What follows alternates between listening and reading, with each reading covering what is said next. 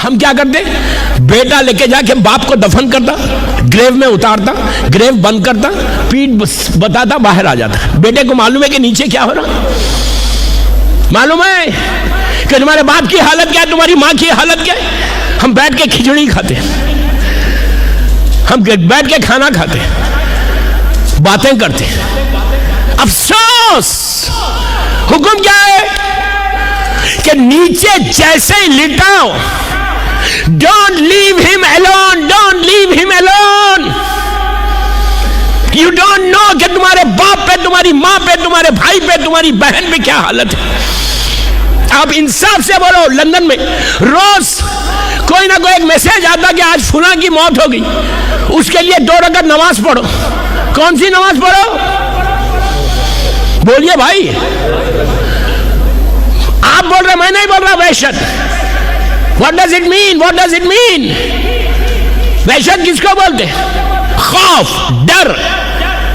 तुम खुद अनाउंस कर रहे, बेटा खुद बोल रहा कि मैं अपने बाप की वहशत की नमाज पढ़ी। कभी आपने सुना कि कोई मैसेज आया कि आज फुला मोमिन का इंतकाल हो गया, उसके लिए नमाज राहत पढ़ो?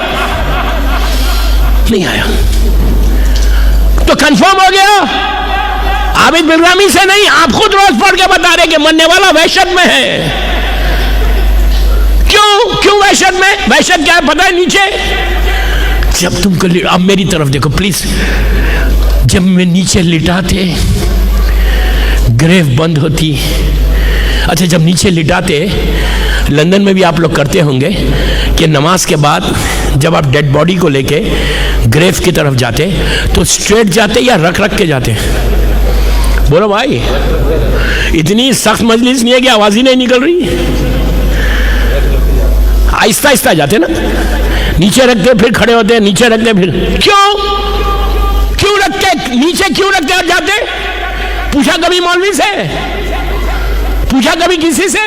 डिड यू आस्क कि why you are doing this? सामने ग्रेव लेके जाओ, ले जाके रख दो।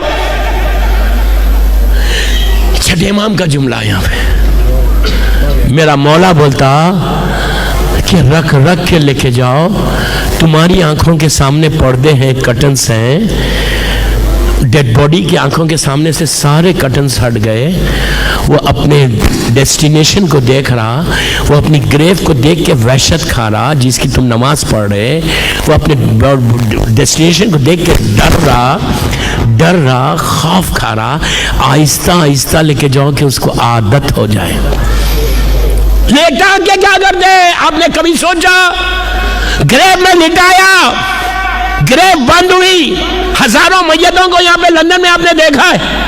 कभी ये सोचा कि यार कल रात में तो मैं ये इतने बड़े बेडरूम में सो रहा था, इतना अच्छा बेड था, इतना अच्छा बेडिंग्स थी, इसका इतना नरम पिलो था। Where he is now, where he is now? सामने ऐसी दीवार, मेरी तरफ देखो, ऐसी दीवार है, आंखों के सामने इतनी क्लोज है दीवार, छत यहाँ है, पीठ यहाँ है, कितने बड़े रूम में मैं बैठा हुआ हूं, यहाँ दीवार, so close।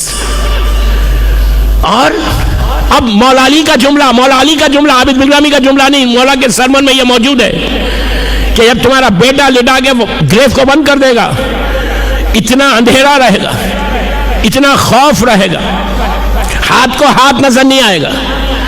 उस वक्त जमीन के अंदर इंसेक्ट्स जो है, प्लीज गौर से सुनो, इंसेक्ट्स जो है, अच्छा ये उन्हीं को होता, ये जो अब जो मैं बोल रहा, ये उसको होता जिसके पेट में हराम, जो लोगों के माल खाया हुआ है, उसके लिए मेरा मौला बोलता कि जमीन के छोटे छोटे इंसेक्ट्स, नहजुल बलागा में मौला अली का सरमन है कि अपने पेट को, अपने स्टमक को जमीन के कीड़ों की ग़िज़ा मत बनाओ। मौला अली बोल रहा, मैं नहीं बोल रहा। मौला बोलते हैं कि जमीन के छोटे छोटे इंसेक्ट्स तुम्हारी नोज के इस होल से एंटर होंगे और आंखों से बाहर आ जाएंगे। तुम इतने मजबूर हो गए, जमीन के ऊपर तुम्हारा पूरा एक रोब दबदबा था, तुम्हारा बड़ा शान थी, बंगला था, सिक्योरिटी थी, लेकिन नाउ वेयर आर यू? उसके अंदर हो। Unless you protect yourself, unless you say sorry to your Allah, मरने के बाद की सॉरी नहीं, जिंदगी की सॉरी। मजलिस में बैठे हुए हो, बेहतरीन जगह है। दिल में बोलो, दिल में बोलो, अल्लाह प्लीज, मौला हुसैन का वास्ता, बीबी जहरा का वास्ता, please forgive me what I have done in my life.